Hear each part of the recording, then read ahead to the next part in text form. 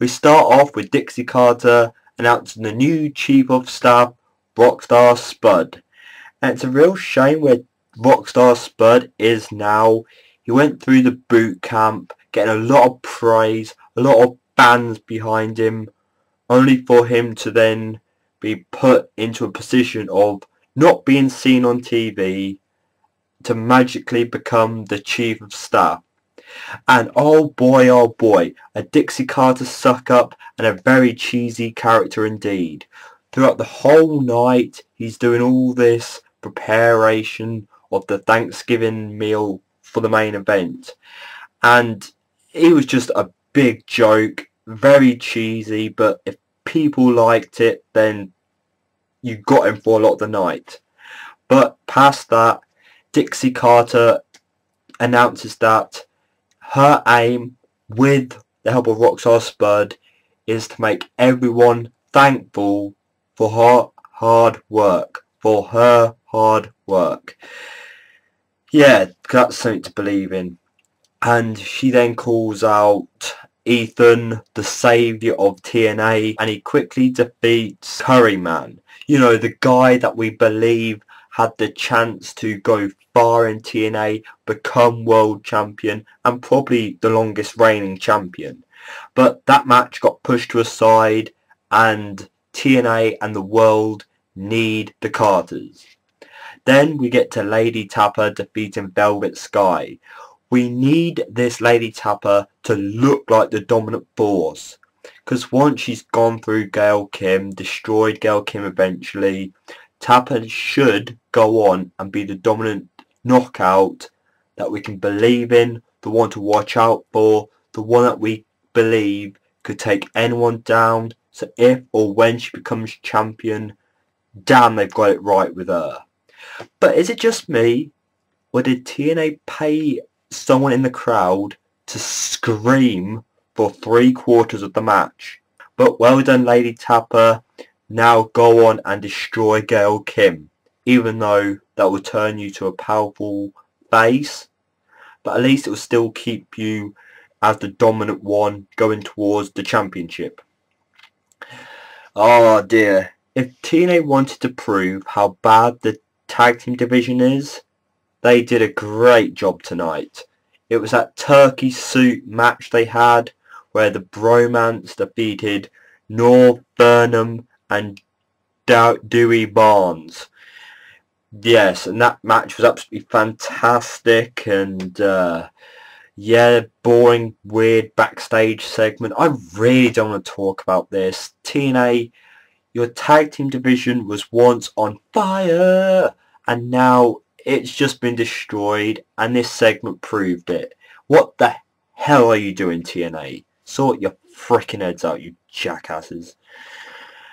Okay, then we get to the weekly dosage of Friends of AJ Styles.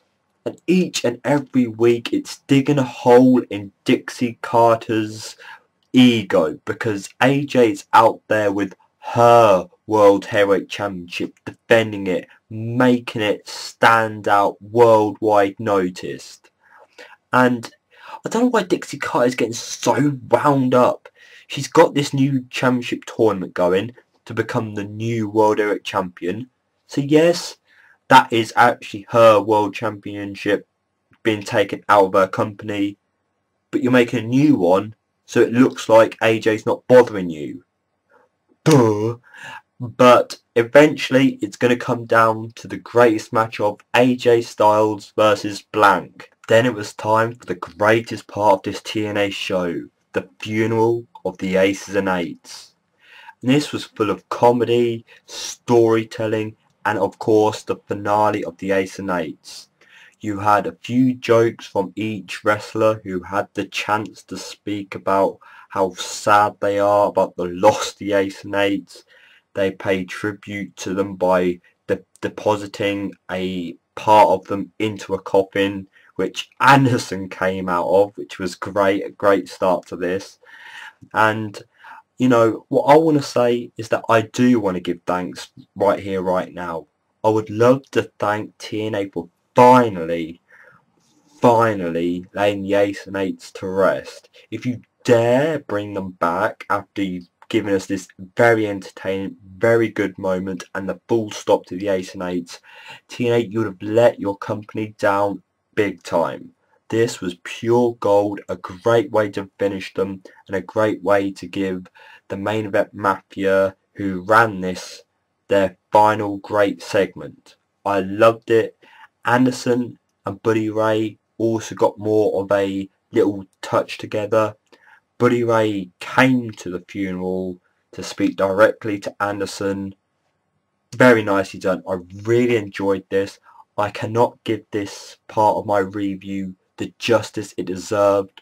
I thought this was one great entertaining segment, worth replaying, worth watching if you haven't watched it.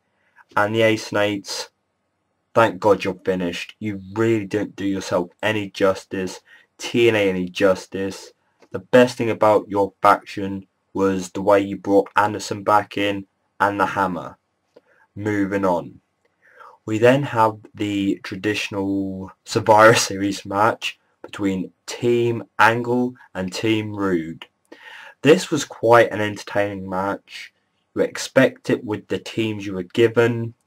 It brought Chris Sabin in a strong place, which, to be honest guys, we all believe that once Chris Sabin got this opportunity, some were rooting for him, hoping the best for him, hoping to be the world champion and go a long distance. But following that, he went back to the X Division. He still called himself the greatest and the best X Division wrestler of all time. Austin Aries, come on, get it right. But it was nice to see Chris Sabin involved in a positive aspect. But Angle ends up getting his team DQ'd after he still chairs everyone.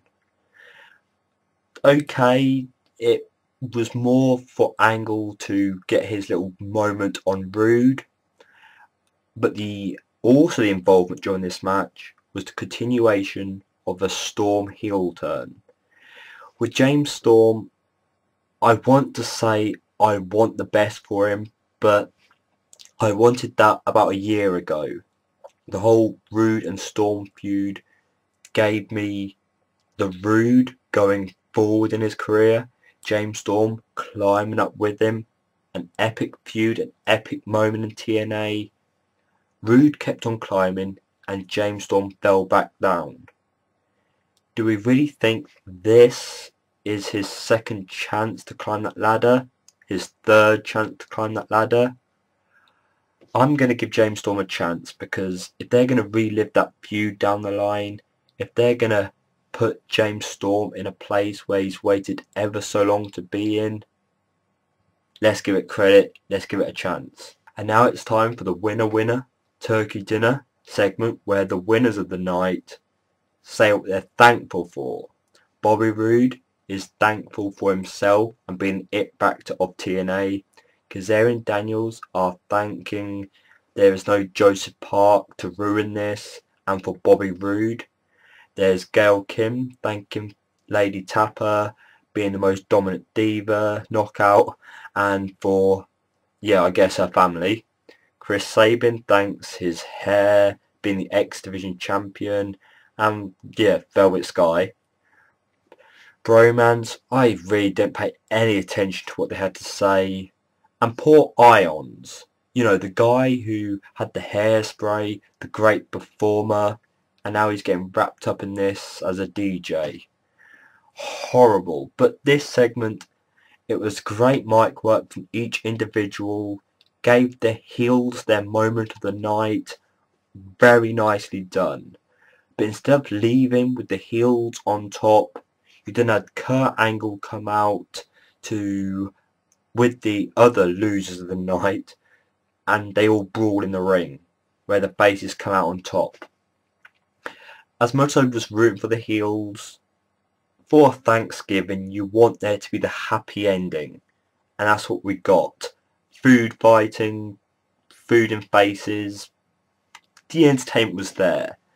For show overall though, very good. It was a special version Impact episode. We got the speciality of it, we got the thanks for it, we got the entertainment, we got some hints of the future, we got the R.I.P. Ace&Eights. So I'm going to say overall, very good show. And people, please share your thoughts of tonight's show in the comment section below. Say what you're thankful for.